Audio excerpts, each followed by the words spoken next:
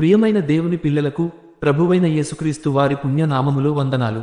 పాతాళాన్ని గురించి మరికొన్ని విషయాలు తెలుసుకుందాం. యోబు గ్రంథం 7వ అధ్యాయం 9-10 వచనాలు. మేఘము విడిపోయి అదృశ్యమగునట్లు పాతాళమునకు దిగిపోయిన వాడు మరి ఎప్పుడును రాడు. అతడు ఇక ఎన్నడును తన ఇంటికి రాడు.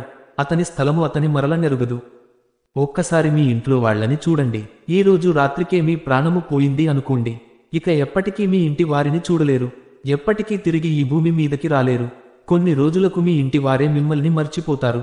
మీరు ప్రతిరోజు పడుకునే పడక, మీరు టీవీ చూస్తూ కూర్చునే ఇల్లు, మీరు తిరిగే రోడ్డు ఎప్పటికీ మిమ్మల్ని గుర్తు చేసుకోవు.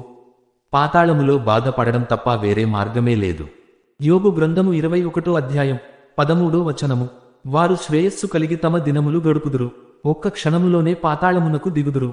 చాలా బాగా జీవితాన్ని గడుపుతున్నాం, మాకేంటి బాధ అనుకుని మూర్ఖంగా ఉండకండి.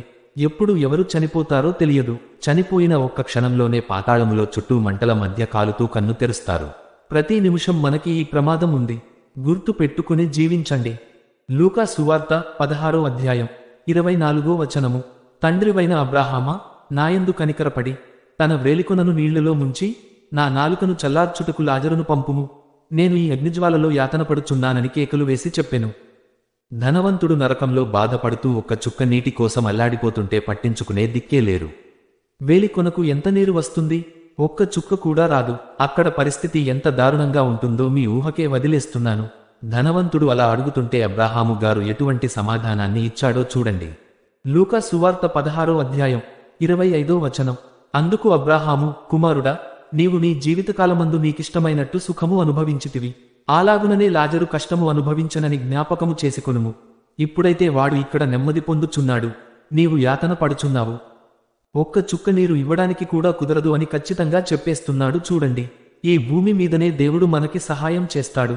ఒక్కసారి పాతాళానికి వెళ్ళాము అంటే దేవునితో పూర్తిగా మనకి సంబంధం తెగిపోతుంది. ఎంత అరిచి గోల చేసినా ఆయన వినడు. ఈ రాత్రే ఆలోచించి మంచి నిర్ణయం తీసుకోండి. నిత్య నరకానికి వెళ్ళిపోకండి. ఈ భూమి మీద కొద్ది రోజుల సుఖానికి లొంగిపోయి యుగ యుగాలు కాలిపోయే నరకానికి వెళ్ళిపోదామా? లేదా ఈ చిన్న జీవితంలో దేవుని పని చేసి ఆయన మనకోసం ఏర్పరచిన పరలోక రాజ్యాన్ని రాజులుగా యుగ యుగాలు పరిపాలిద్దామా? నిర్ణయం మీదే. కీర్తనల గ్రంథం 90వ అధ్యాయము 3వ వచనము.